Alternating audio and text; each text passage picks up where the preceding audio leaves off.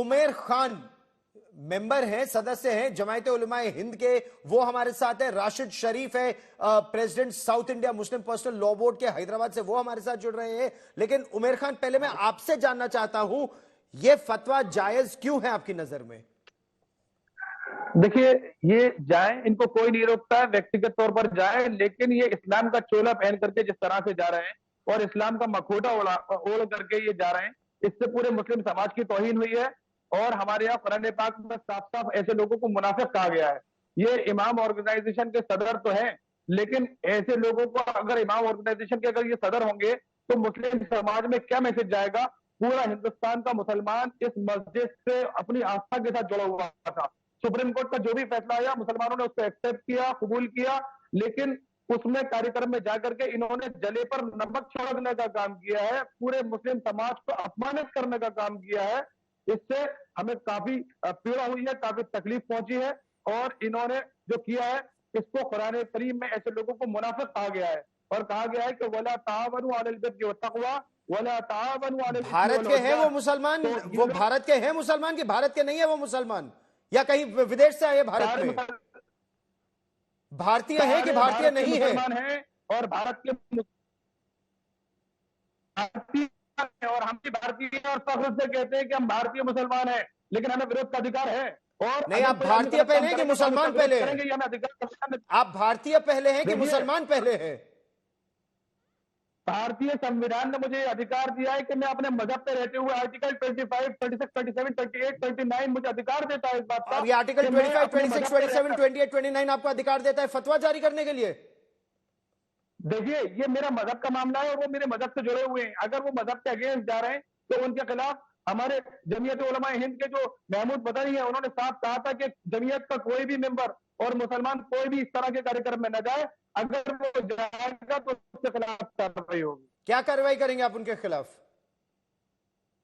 देखिए, कार्रवाई उनके खिलाफ ये होगी कि ऐसे लोग जो मुसलमानों का चोला ओढ़ करके मुसलमानों को खारिज करने का काम कर रहे हैं, ऐसे लोगों को न इस्लाम की जरूरत है, न मुसलमानों की जरूरत है। मुसलमानों को भी ऐसे लोगों की जरूरत नहीं है।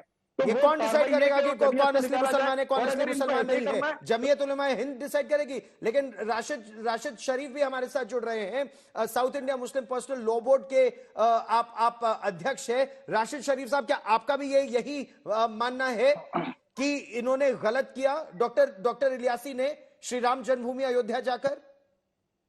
सर, गलत किया, बिल्कुल गलत किया, क्योंकि जब 4 शंकराचार्य नहीं जा रहे हैं वहां पे, बड़े बड़े साधु संत नहीं गए वहां पे, आपको जरूरत क्या थी वहां पे जाने की? आप गए क्यों वहां पे?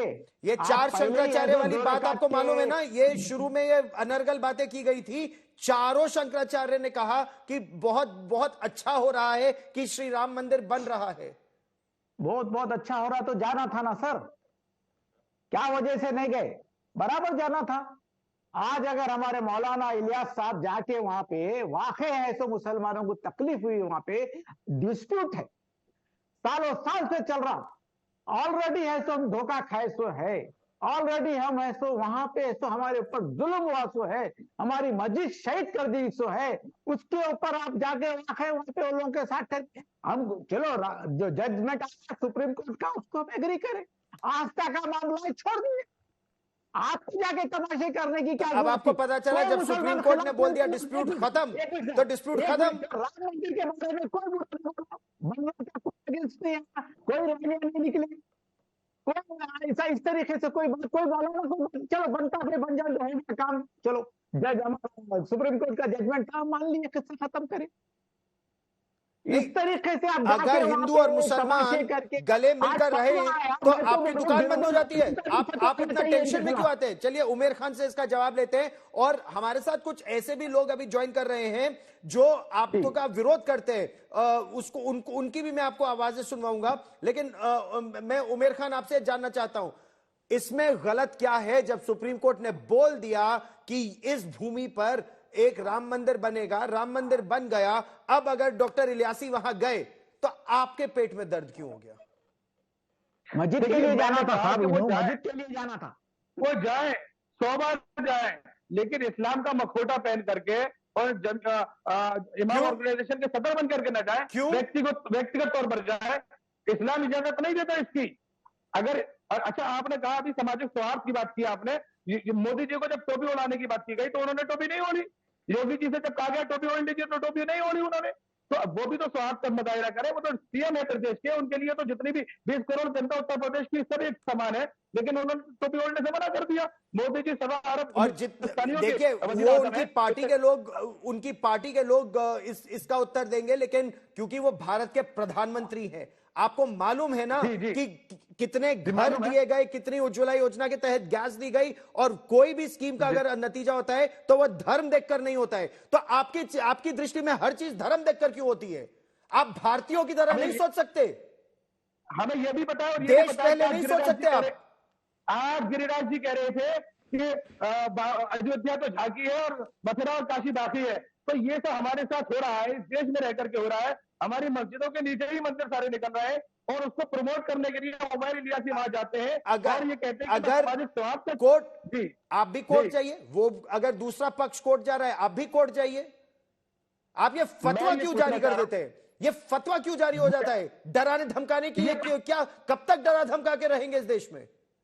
ये फतवा आप पर लागू नहीं हो रहा, ये मुस्लिम समुदाय के सब लोगों पर लागू होगा और ये कुरान और हदीस का फैसला है। इस पर आपको पेट में दर्द क्यों हो रहा है? आपको पेट में दर्द नहीं होना चाहिए? क्योंकि अगर मेरे देश में किसी की जान जाती है या किसी की जान को खतरा होता है, कोई उन्हें मौत से के घाट उतारने की धमकी देता है, या फिर जो मैं अपने देश में देख चुका हूं, जो सर तन से जुदा की धमकी दी जाती है और सर कलम कर दिए जाते हैं, यह नहीं चलेगा भारत में। किसी तशद्दुद की बात नहीं कर रहे हैं, हमने तशद्दुद की बात नहीं की, हम उसके वायलेंस के सख्त खिलाफ हैं। हमने कहा कि आप इस्लाम का मखौटा पहन करके इस्लाम को बदनाम करने की कोशिश मत कीजिए। आपकी हरकतें मुनाफिकों वाली है और ये पता मक्का के टाइम में भी हुआ था। मक्का के टाइम में भी मुनाफिक लोग कहते थे कि हम आपके साथ हैं और आपके साथ हैं, वो किसी के साथ नहीं होते। ये सिर्फ अपना निजी स्वार्थ साधने के लिए ये सब कर रहे हैं और इससे कुछ होने वाला नहीं है। सारे मुसलमानों को, जो हिंदुस्तान के मुसलमान है, सबको इससे पीड़ा हुई है, तकलीफ हुई है। और आपको कैसे मालूम? आप कौन सा बैरोमीटर लेकर बैठे थे? आपने भारत के 20 करोड़ मुसलमानों से बात की क्या, या आपने अपने आप को वो सर्टिफिकेट दे दिया? आप कौन सा चुनाव लड़कर आए हैं कि आप मुसलमानों की नुमाइंदगी कर रहे हैं? देखिए, मैं बताता हूं, मैं चुनाव लड़ा हूं और मैं सामाजिक आदमी भी हूं और मैंने लोगों में, मुस्लिम महलों में जाकर के इस विषय पर बातचीत की है, तो लोगों का दर्द झलका है और लोगों ने कहा है कि ऐसे लोगों को तो मुसलमान नहीं होना चाहिए था, इन्हें तो तिलक लगा देना चाहिए। अगर किसी ने तिलक लगा दिया तो वो क्या हो गया आपकी जिंदगी में? राशिद शरीफ साहब, मैं आपसे भी समझना चाहता हूं, भारत की जो आबादी है, सेकंड लार्जेस्ट मेजॉरिटी की जो आबादी है, वो कब तक इस तरह से, अगर उनके धर्म का कोई व्यक्ति जाकर सांप्रदायिक सौहार्द की बात करे तो उनको ये, और फिर बोलते हैं वी आर बीइंग अदर्ड, जब खुद ही सब अलग रहना चाह रहे हैं तो फिर कैसे, फिर क्यों आप बोलते हैं कि हमको अलग रखा जा रहा है?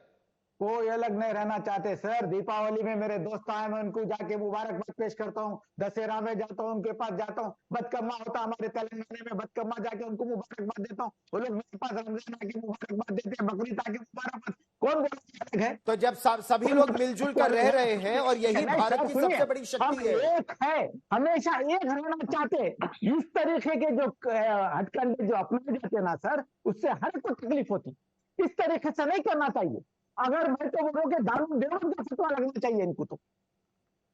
नहीं, मैं ये समझना चाहता हूं, दुनिया भर में सिर्फ भारत एक ऐसा देश है जिसमें आपके धर्म के जितने 72 अलग अलग फैक्शंस है, सब प्यार से रहते हैं। मानते हैं आप? पाकिस्तान में भी शिया सुन्नी एक दूसरे को काट रहे, अहमदिया को मुसलमान भी नहीं मान रहे, और जितना वो हो रहा है आपस की लड़ाई आप देख रहे हैं, ईरान इराक की क्या हो रही है, और मुसलमान आपस में लड़ रहे, भारत में नहीं लड़ रहे। तो आप ये क्यों भारत में इंट्रोड्यूस करना चाहते हैं? राशिद शरीफ जी, मैं ये समझना चाहता हूं।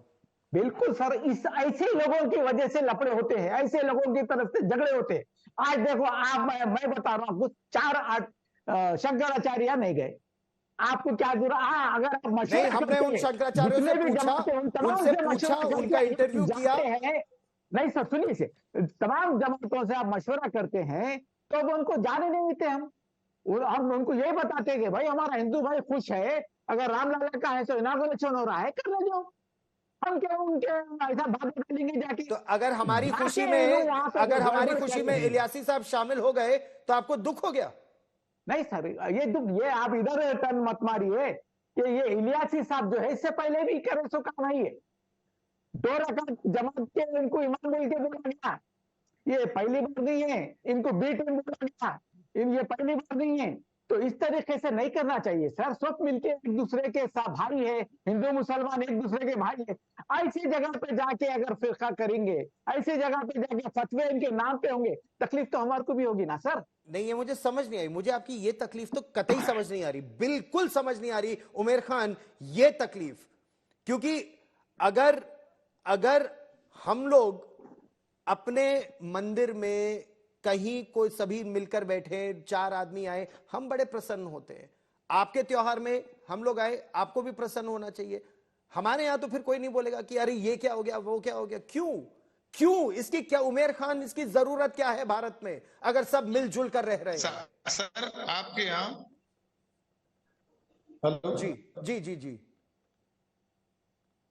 जी, मैं कह रहा हूँ आपके यहाँ तो सर ये हो रहा है कि मुस्लिम बच्चा मंदिर में पानी पीने गया तो उसके हाथ पैर तोड़ दिए जाते हैं। आप कैसी बात कर रहे हैं? अरे ये डासना में अगर नहीं कोई हुआ गलती था। करेगा तो उसके खिलाफ कानूनी कार्रवाई होगी।